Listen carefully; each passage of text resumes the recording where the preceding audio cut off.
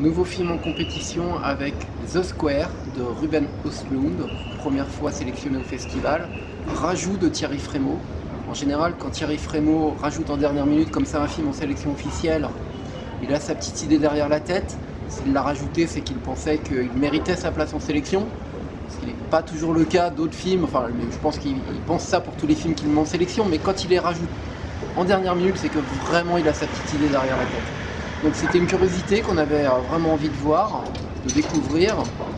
Le film était précédé d'une réputation un peu à la Tony Erdmann l'année dernière, qui avait été la sensation.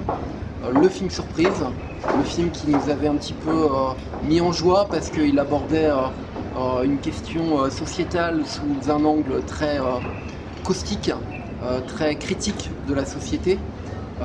Et cette fois, effectivement, on retrouve un angle qui se rapproche effectivement de ce qu'a pu faire Marina 2 l'année dernière avec Tony Erdmann, c'est-à-dire un sujet sociologique, un sujet de notre époque, un film vraiment moderne, qui s'attaque aux bourgeois, ou ce qu'en tout cas il peut rester de la bourgeoisie aujourd'hui, en l'occurrence un homme qui est directeur de musée, un musée d'art contemporain, et le film s'ouvre par une sorte de caricature de ce qu'est l'art contemporain, qui cherche à questionner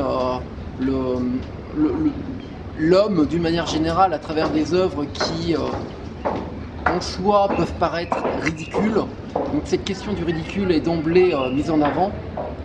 Puis cet homme qui a ses bons principes, qui pense être quelqu'un de bien, va se trouver confronté avec des dilemmes, de légers paradoxes, pas des paradoxes très forts, mais en tout cas qui vont le faire un petit peu réfléchir. Et derrière ce concept-là, il y a quelque part une mise en abîme du concept même de l'art contemporain qui semblait raillé dans une première approche, mais au final, le film peut être vu lui-même comme un film d'art contemporain qui cherche à faire réfléchir le spectateur sur sa condition de spectateur.